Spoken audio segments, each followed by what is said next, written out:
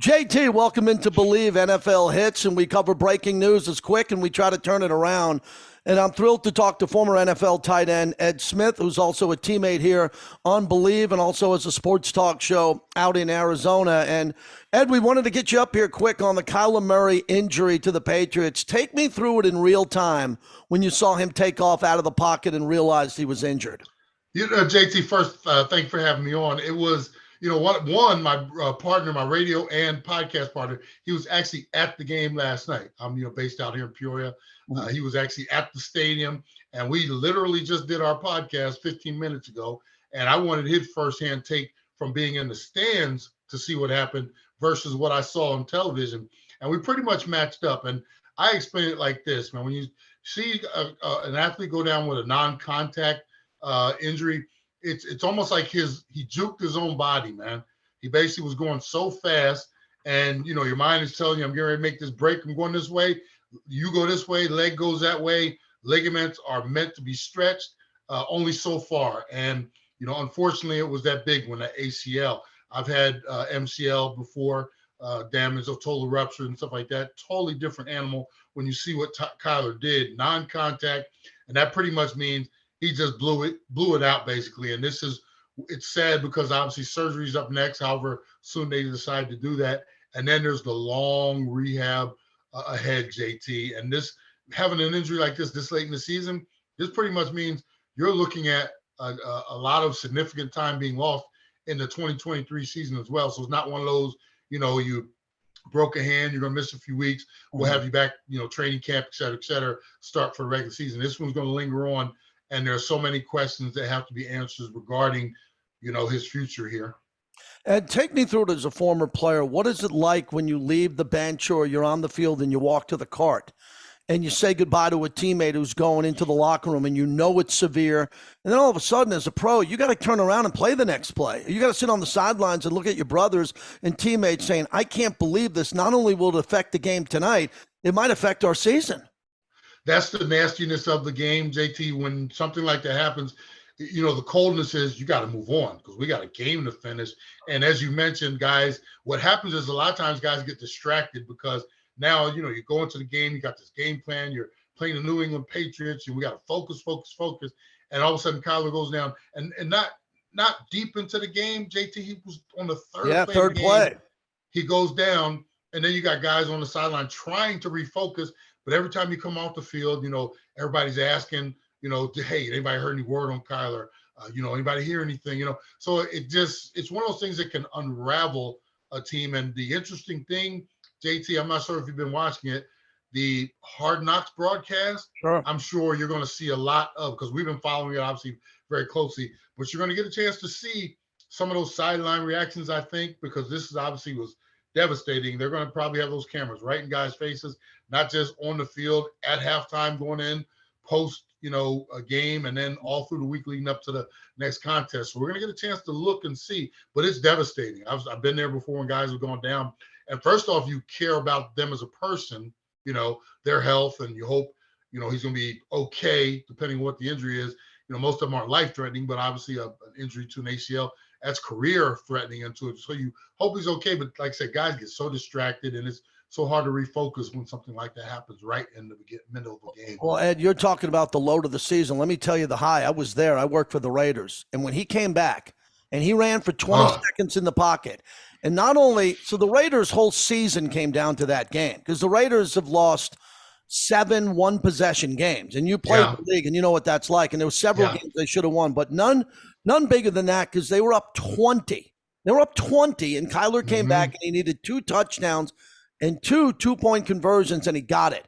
And when I walked out of Allegiant Stadium that night, for all the critics of Kyler Murray and the contract and, hey, they put a stipulation there that he needs to study more, I saw that, and I saw that up close. And you can't teach that other than Mahomes. There's nobody else in the league that can do anything like that, not Jalen Hurts, maybe Lamar Jackson. When he pulled that off, I said, if Arizona can get their legs underneath them and play big this year, they're going to win because of Kyler Murray. And it was just so tough to see him go down in a game where I thought they were going to beat the Patriots. I thought Kyler, a little bit due to Hard Knocks, desperation, and the fact that they have a legacy six-time Super Bowl team there, would come out and play a great game, and it was gone after 3 plays. Yeah, and that's a great assessment too, JT. When he made that play against you guys, against the Raiders earlier this year, it's amazing. You said the exact same thing I said. I said there are only a couple of people on this planet that could do what he did, and I named Lamar, and I was even stumped for the third guy. I was just like Lamar, and so to see him go down like that, what you worry and hope, it's not even the physical that I'm really worried about, JT, because he'll get that knee to where I think it has to get over the course of time. My biggest concern, sometimes when guys come from those type of injuries, especially in the quarterback position, is the mental of being able to get back in the pocket. And I know it was a non-contact issue, but he's always, it's like I've been there before when you injure something and you're always guarded about it, especially the first few times back on the field. And I'm just curious what it's going to be like for him mentally moving forward. You hope it's not damaged goods, but I mean, there's always that possibility. He may never feel comfortable in the pocket or running again, and that turns him into a totally different, athlete. That's like taking flying power away from Superman, Well, that's a really important reason why I wanted to get you on, because you're so connected in the organization and being in Arizona.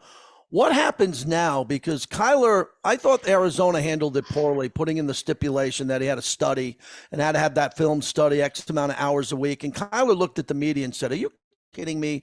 That was so embarrassing. And when I was on the radio with one of my shows, I said, you got to have a press conference and clean that up, because he's the face of the franchise. He's the quarterback. Kliff Kingsbury, and especially Mr. Bidwell, the owner, has got to take that clause out, because basically you're saying you don't trust him. You think he's going to play Call of Duty. He's going to play video games. He's not going to study at the level of Tom Brady and all the great ones. And they did the right thing. They removed that clause in the contract, but he's still got a huge contract. Do you think he is mature enough, Ed, to take this injury, maybe disappear for a while? No one needs to see him.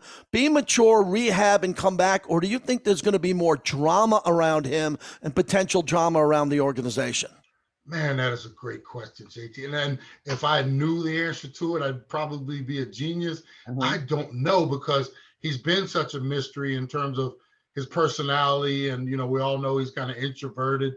And like you mentioned, they throw things into his contract. And and then sometimes he just doesn't say the right things. He doesn't do the right things, but he's young. He's, we put a lot of weight on these young men, and sometimes they're just not quite ready for it.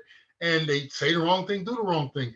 I would hope that this would almost be not necessarily humbling for him, but give him a chance to step away. All the drama that happened in 2022, let's just you need to sit down, have some conversations with Keim. Have maybe some closed doors with everybody all together, between Kingsbury and Keim, and just get back on the same page, get the mission statement down. This is what we need you to do, Kyler. When you're ready to come back, we're not going to rush you, but when you're ready to come back, these are the things we need from you. And let him go rehab. Let him get a lot of this out of his system. And as you mentioned, just go away for a little bit and just figure it, just take some time to figure it all out.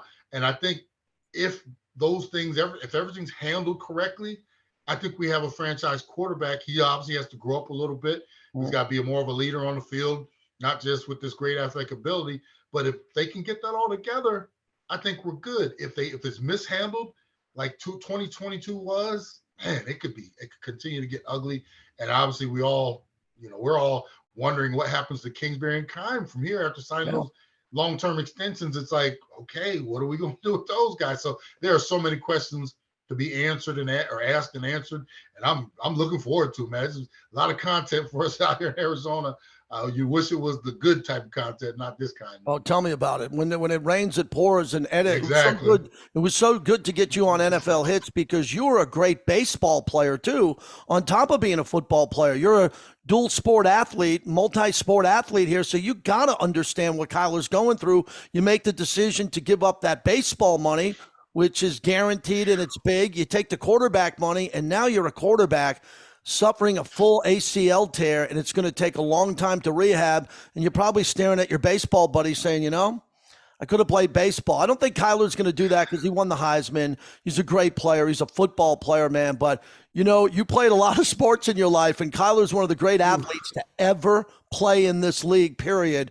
So I feel for the kid, man. I think mentally this is going to be very important, and I hope he has the right people around him. Not only the coaches and the staff, but the family that builds him up here and keeps him upbeat during this.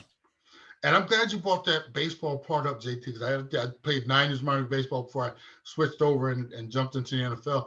Kyler had obviously a much different opportunity being a first-round pick and then come over to the Cardinals. I wonder, because at some point in my career, it was 9 years down the road when I started thinking, man, what if? It's not too early because Kyler is very young. It isn't too early for those type of thoughts to start creeping into his head. And he might, during all this downtime, might give him something to think about in terms of, hey, what if I get this leg right and I say the hell with this and I go back there, and because baseball is a much longer life, absolutely, much less violent life, and like I said, the temptation is always going to be there. So we'll see. I'm with you. I don't think he would make that decision lightly, but I'm just throwing it out there that, man, he does have an opportunity if he so chose to pursue that other route. Ed, last one, I'm coming out there. I'll see you at the Super Bowl with the whole team at Bleav. And as this platform is growing and we get a chance to talk to former players like you, it's another Super Bowl in Glendale in Arizona. Yeah. I'm in Vegas. We get it next year. You saw SoFi Stadium. They had the Super Bowl the year before. How great is it? we are out west and we can see Super Bowls out here coming one after another, stacking Super Bowls. What do you think of that? I've been out here since early 2000s. And this is already our third one. And there are cities across that haven't seen this game ever. So like you said, man, it is so nice. And, and people don't realize it's not just the game. Man, there's so much stuff going on that weekend. Waste management. Or so. Oh, my goodness. It's just a beautiful thing. So, we get laughed at during our hot summers, JT, but this is what it's all about, getting this nice cool weather and getting some Super Bowls in. In Vegas, I just get in the pool and I turn the temperature down a little bit, air condition. The only thing we have it in common too, Ed. All we got to do is just turn the air conditioner up and stay in the pool a little bit longer. We're good out here. That's it, man. Well, hey, thanks for joining us. I know it's a breaking news story, and we thought of you first. Thanks a lot for doing this, Ed. Thanks for coming on. Appreciate you having me on, man. Appreciate you, my friend. I look forward to seeing you soon too, man. See you at the Super Bowl. Take care.